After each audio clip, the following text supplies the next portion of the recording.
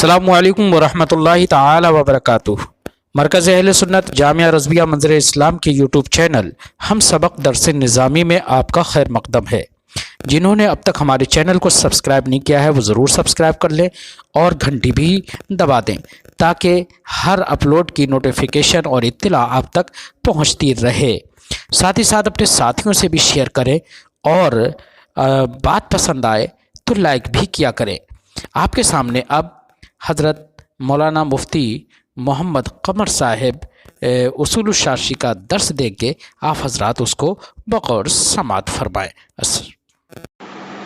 السلام علیکم ورحمۃ اللہ وبرکاتہ۔ بسم اللہ الرحمن الرحیم۔ ومثال الثانی اذا قال لامرأته حررتك ونوى به الطلاق يصح لأن التحرير بحقيقة يوجب زوال ملك البضع بواسطة زوال ملك الرقبة فكان سببا محضا لزوال ملك المتعة فجاز أن يستعار عن الطلاق الذي هو مزيل لملك المتعة۔ یہاں سے مصنف علیہ الرحمہ سبب محض اور حکم کے درمیان اتصال پائے جانے کی وجہ سے جو استعارہ جانب واحد سے جائز ہے، یعنی کہ سبب بول کر کے مسبب مراد لینا جائز ہے، اس کی مثال پیش فرماتے ہیں۔ جس مثال کا ماحصل یہ ہے کہ اگر کسی انسان نے اپنی بیوی سے کہا حررتکی، میں نے تجھ کو آزاد کیا، اور اس آزادی سے مراد اس نے کیا لی؟ اس آزادی سے اس نے نیت کر لی طلاق کی۔ تو مصنف علیہ الرحمہ بیان فرماتے ہیں کہ اس آزادی کے ذریعے سے نیت کرنا طلاق کی، طلاق واقع ہو جائے گی۔ یعنی اگر کوئی انسان اپنی بیوی سے کہے حررتکی اور نیت کر لے وہ اس سے طلاق کی تو طلاق واقع ہو جائے گی۔ تو اب حررتکی یہ کائے کے معنی میں ہوگا، طلقتکی کے معنی میں ہوگا۔ تو اب لفظ تحریر کے ذریعے طلاق کیوں واقع ہو رہی ہے؟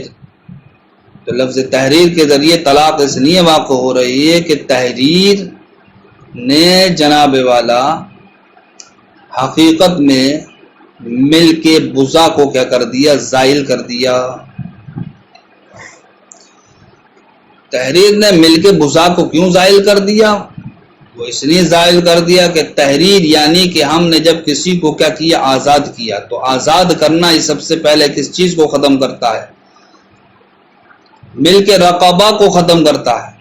ملک رقبہ یعنی کہ جو باندیوں پر آقا کی ملکیت ہوتی ہے، اس ملکیت کو کیا کرتا؟ ختم کرتا ہے۔ وہ ملکیت کیا کہلاتی؟ ملک رقبہ، یعنی کہ غلام پر یا باندی پر، جناب والا باندی پر جو آقا کو ملکیت ہوتی ہے اس کو کہا جاتا ہے ملک رقبہ۔ تو آزادی یعنی کہ کسی بھی باندی کو آزاد کرنا، تو یہ سب سے پہلے کس چیز کو زائل کرتا ہے؟ ملک رقبہ کو زائل کرتا ہے۔ یعنی کہ جب آقا نے کسی باندی کو آزاد کیا تو اب آزاد کرنے کی صورت میں آقا کی اس مالک سے ملکیت کیا ہو گئی؟ ختم ہو گئی۔ اسی ملکیت کو کہا جاتا ہے ملک رقبہ۔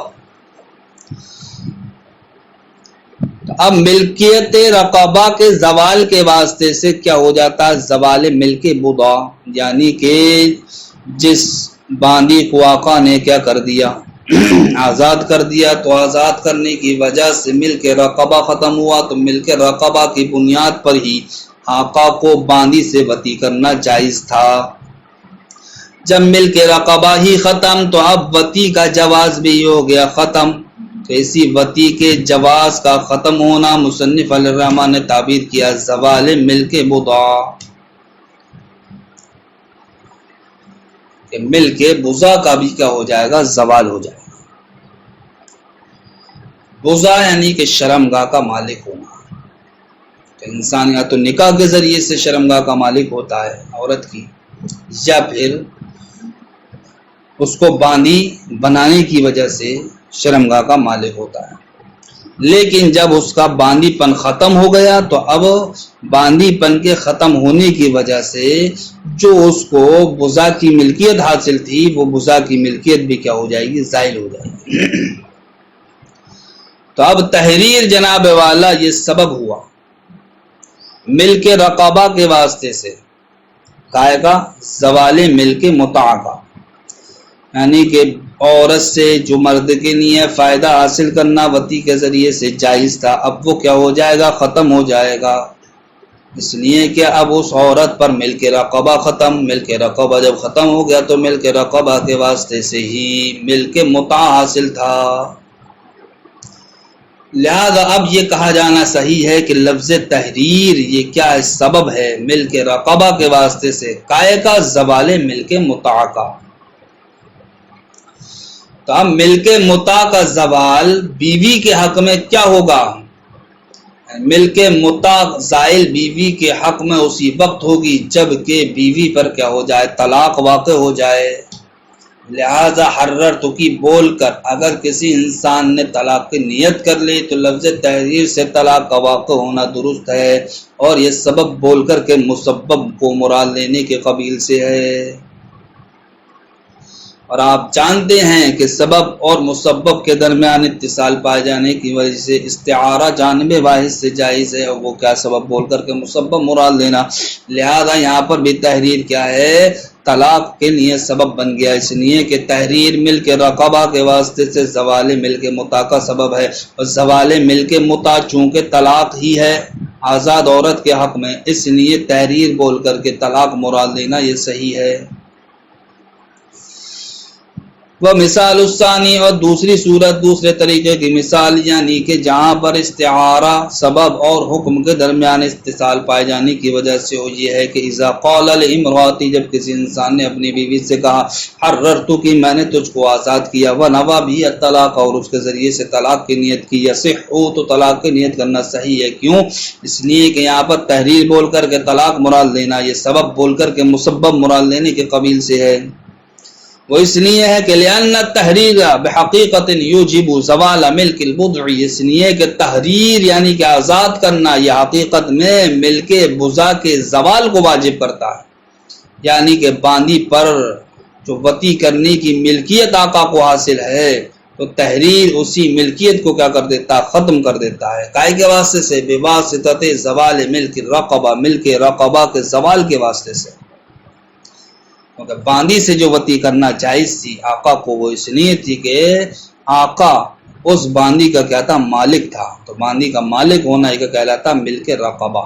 تو جب آزادی نے ملک رقبہ کو ختم کیا تو ملک رقبہ کی وجہ سے ہی تو ملک بضع تھا، جب ملک رقبہ ختم تو ملک بضع ختم۔ لہذا تحریر یہ سبب ہوا کائے کا؟ ملک رقبہ کے واسطے سے ملک بضع کے زوال کا۔ فکان سببا محضا لزوال ملک المتعاتی، تو تحریر یہ سبب محض ہوگا ملک متاع کے زوال کا۔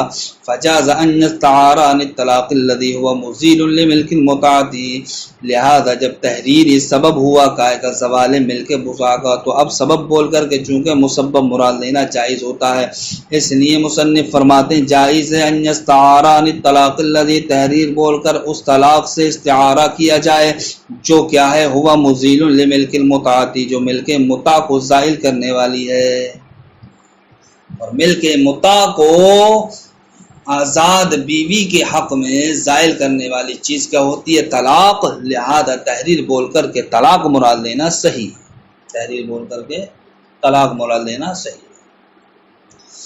اب آپ ایک اعتراض کر سکتے ہیں، اعتراض یہ کر سکتے ہیں کہ جب ہم صریح طور پر کسی عورت کو طلاق دیتے ہیں تو اس لفظ صریح سے ایک ہی طلاق واقع ہوتی ہے۔ اگر ہم نے کہا طلقتک، میں نے تجھ کو طلاق دی، تو اس لفظ سے جناب والا ایک ہی طلاق واقع ہوگی، طلاق رجعی واقع ہوگی۔ لیکن ہم دیکھتے ہیں کہ لفظ تحریر کے ذریعے سے اگر کسی نے اپنی بیوی کو طلاق دی تو لفظ تحریر کے ذریعے سے طلاق رجعی واقع نہیں ہو رہی ہے بلکہ طلاق بائن واقع ہو رہی ہے۔ کون سی طلاق واقع ہو رہی ہے؟ طلاق بائن۔ تو سوال یہ ہے کہ جب تحریر سے طلاق مراد لینا یہ سبب بول کر کے مسبب مراد لینا، تو جس طریقے سے طلاق کے ذریعے سے لفظ طلاق کے ذریعے سے طلاق رجعی واقع ہو رہی تھی، اسی طریقے سے لفظ تحریر کے ذریعے بھی طلاق رجعی ہی واقع ہونا چاہیے، حالانکہ ہم دیکھتے ہیں کہ طلاق بائن واقع ہو رہی ہے۔ تو پھر تحریر سے طلاق بائن کیوں واقع ہو رہی ہے؟ تحریر سے طلاق بائن کا واقع ہونا درست نہیں ہے۔ یہ ہوا اعتراض۔ اس اعتراض کا جواب مصنف علیہ الرحمٰن نے یہ دیا ہے کہ تحریر کا معنی مجازی طلاق نہیں ہے، بلکہ تحریر کا معنی مجازی زوال ملک بضع ہے، زوال ملک متعہ ہے۔ تو تحریر کا معنی مجازی جناب والا کیا ہے؟ زوال ملک متعہ، زوال ملک بضع۔ لیکن یہ زوال ملک بضع یہ ہمیں طلاق بائن ہی کی صورت میں حاصل ہو سکتا ہے، طلاق رجعی کی صورت میں حاصل نہیں ہو سکتا، اس لیے کہ بضع کی ملکیت کا زوال تو جدائیگی کی صورت میں حاصل ہوگا نا، اور جدائیگی جناب والا طلاق بائن سے واقع ہوگی نہ کہ طلاق رجعی سے۔ تو اب جواب کا ماصل یہ ہے کہ تحریر کا معنی مجازی طلاق نہیں ہے، جس کو آپ نے سمجھ لیا اور اس کی وجہ سے آپ نے ہم پر اعتراض کر دیا۔ تحریر کا معنی مجازی ہے زوال ملک بضع، اور یہ زوال ملک بضع کا تحقق ہوگا جناب والا طلاق بائن کی صورت میں، اس لیے لفظ تحریر کے ذریعے سے طلاق بائن واقع ہوتی ہے۔ اس لیے نہیں واقع ہوتی ہے کہ تحریر کا معنی مجازی کیا ہے؟ طلاق ہے، بلکہ تحریر کا معنی مجازی تو زوال ملک بضع ہے۔ تو تحریر بول کر کے یہاں پر زوال ملک بضع مراد لیا گیا ہے، لیکن جناب والا اب اس سے طلاق بائن واقع ہو رہی ہے، وہ اس لیے واقع ہو رہی ہے کہ زوال ملک بضع کا حصول یہ بائن کی صورت میں ہوا، زوال ملک بضع کا حصول یہ جناب والا بائن کی صورت میں ہوگا، اس لیے لفظ تحریر سے طلاق بائن واقع ہو رہی ہے۔ ولا یقال، اعتراض نہ کیا جائے، لو جعل مجازا عن الطلاق، اگر لفظ تحریر کو طلاق سے مجاز بنایا گیا ہے، لوجب، تو ضروری ہے کہ ان یکون الطلاق الواقع به رجعیا، کہ طلاق اس لفظ کے ذریعے سے رجعی واقع ہونا چاہیے، کا صریح الطلاق، جس طریقے سے طلاق صریح سے جناب والا لفظ صریح سے، لفظ طلاق صریح سے کہ طلاق رجعی واقع ہوتی ہے، اسی طریقے سے تحریر سے بھی طلاق رجعی واقع ہونا چاہیے۔ لأننا نقول، جواب دیتے ہیں اس لیے کہ ہم کہتے ہیں لا نجعلہ مجازا عن الطلاق، لفظ تحریر طلاق سے مجاز نہیں ہے، بل عن المزیل لملک المتعہ، بلکہ جناب والا لفظ تحریر یہ ملک متع کے زوال سے کیا ہے؟ مجاز ہے، یعنی کہ لفظ تحریر کا معنی مجازی زوال ملک متع ہے۔ وذالک فی البائن، اور یہ معنی جناب والا ہمیں طلاق بائن کی صورت میں حاصل ہوگا، اس لیے تحریر سے طلاق بائن واقع ہو رہی ہے۔ رجعی لا یزیل ملک المتعہ عندنا، اس لیے کہ طلاق رجعی تو ہمارے نزدیک ملک متع کو زائل نہیں کرتی۔ ولو قال لأمته طلقتك ونوى به التحریر لا يصح، اب یہاں سے یہ مسئلہ ارشاد فرماتے ہیں کہ جس طریقے سے تحریر بول کر کے طلاق مراد لینا یہ سبب بول کر کے مسبب مراد لینا تھا، اور چونکہ سبب بول کر کے مسبب مراد لینا کیا تھا؟ یہ جائز تھا، اس لیے تحریر بول کر کے طلاق مراد لینا جائز۔ اب مصنف علیہ الرحمہ وہ صورت دکھا رہے ہیں کہ جہاں پر معاملہ کیا ہو، اس کے الٹا ہو، کہ طلاق بول کر کے تحریر کو مراد لینا ہو۔ مثلا کسی انسان نے اپنی بیوی سے کہا طلقتکی، یا اپنی باندھی سے کہا طلقتکی، میں نے تجھ کو طلاق دی، اور اس کے ذریعے سے کائے کی نیت کر لی، تحریر کی نیت کر لی، تو مصنف علیہ الرحمہ ارشاد فرماتے ہیں کہ طلقتکی کے ذریعے سے تحریر کی نیت کرنا یہ درست نہیں ہے۔ کیوں درست نہیں ہے؟ اس لیے درست نہیں ہے کہ ابھی آپ کو یہ قاعدہ بتایا تھا کہ سبب اور حکم کے درمیان اتصال پائے جانے کی وجہ سے جو استعارہ جائز ہوتا ہے وہ صرف اور صرف ایک ہی جانب سے جائز ہوتا ہے، وہ ہے سبب بول کر کے مسبب مراد لینا۔ لیکن آپ یہاں پر مسبب بول کر کے سبب مراد لے رہے ہیں، اس لیے جناب والا یہ استعارہ جائز نہیں ہے۔ وَلَوْ قَالَ لِأَمَتِهِ طَلَّقْتُكِ، اگر کسی انسان نے اپنی باندھی سے کہا طلقتکی، میں نے تجھ کو طلاق دی، وَنَوَى بِهِ التَّحْرِيرَ، اور اس کے ذریعے سے تحریر کی نیت کر لی، لا يصح، تو وہ صحیح نہیں ہے۔ کیوں؟ لِأَنَّ الْأَصْلَ جَازَ أَن يَثْبَتَ بِهِ الْفَرْعُ، اس لیے کہ یہ بات تو جائز ہے کہ اصل بول کر کے اس کے ذریعے سے فرع کو ثابت کیا جائے، یعنی کہ سبب بول کر کے مسبب مراد دیا جائے، جیسا کہ اوپر والی مثال میں ہوا۔ وَأَمَّا الْفَرْعُ فَلَا يَجُوزُ أَن يَثْبُتَ بِهِ الْأَصْلُ، لیکن جناب والا یہ بات کہ فرع بول کر کے اصل مراد لیا جائے یہ جائز نہیں ہے۔ وَأَمَّا الْفَرْعُ رہا فرع یعنی کہ مسبب بول کر کے سبب مراد لینا، فلا یجوز تو جائز نہیں ہے کہ ان یثبت بہ الاصل کہ اس کے ذریعے سے اصل یعنی کہ سبب کیا ہو ثابت ہو۔ السلام علیکم ورحمۃ اللہ۔